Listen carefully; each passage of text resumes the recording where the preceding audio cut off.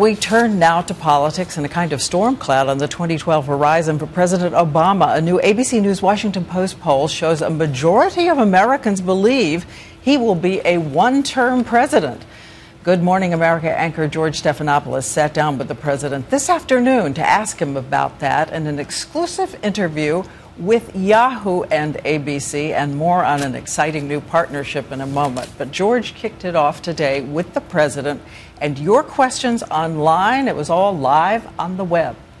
We have a brand new poll out at ABC. It's just coming out later today, showing the majority of Americans, 55%, think you'll be a one-term president. Are you the underdog now? Absolutely.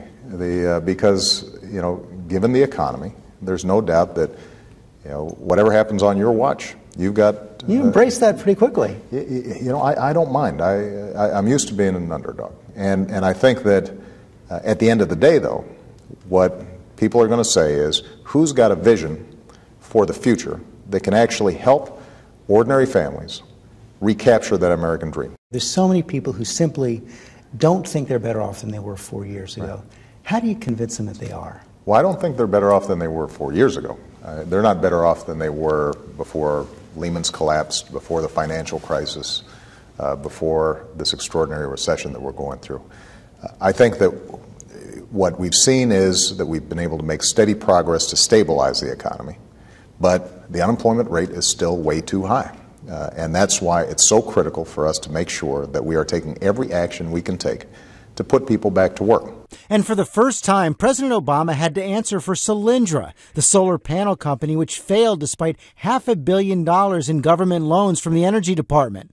President Obama had held it up as a model for green jobs and clean energy. Do you regret that? No, I don't, because if you look at the overall portfolio of loan guarantees that have been provided, overall it's doing well. And what we always understood was that not every single business is going to succeed in clean energy.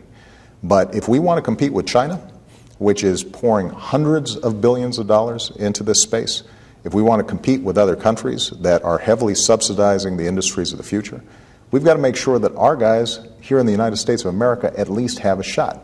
Now, there are going to be some failures, and Solyndra is an example. And you were getting warnings not to back that company up, not to visit. Well, hindsight is always 20/20. And White House emails released by congressional investigators today show there was a fierce debate inside the White House at the time over whether this program really did make sense.